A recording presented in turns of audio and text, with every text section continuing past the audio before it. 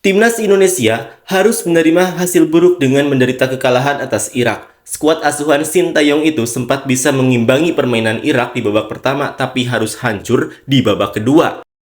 Kekalahan ini membuat timnas Indonesia harus harap-harap cemas, sebab mereka berpotensi untuk kehilangan posisi kedua, walaupun pada pertandingan terakhir nanti mereka masih punya kesempatan untuk mengalahkan Filipina.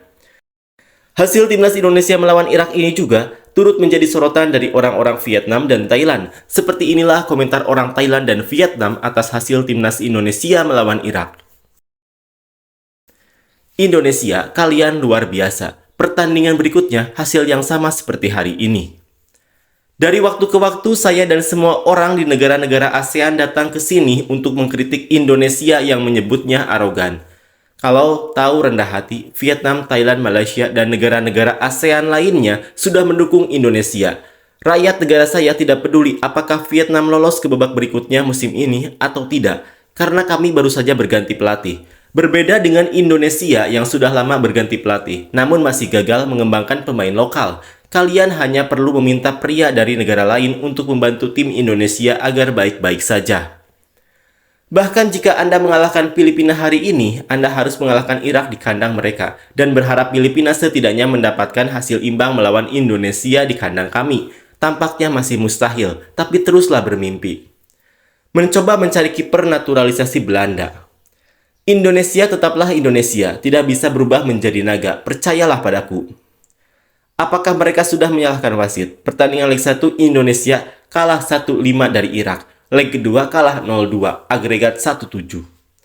Maaf Irak, tidak bisa melepaskan Indonesia.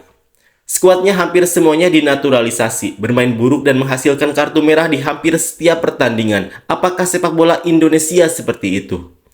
Jangan khawatir Indonesia, mencoba yang terbaik, jangan sedih sayang.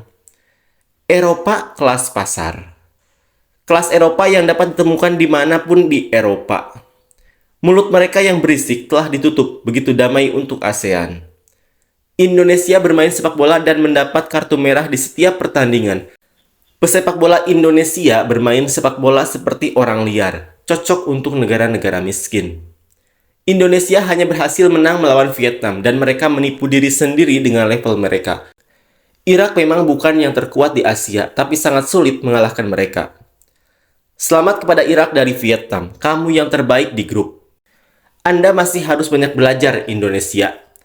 Seharusnya skornya 0-3, striker Irak itu menembak dengan keras.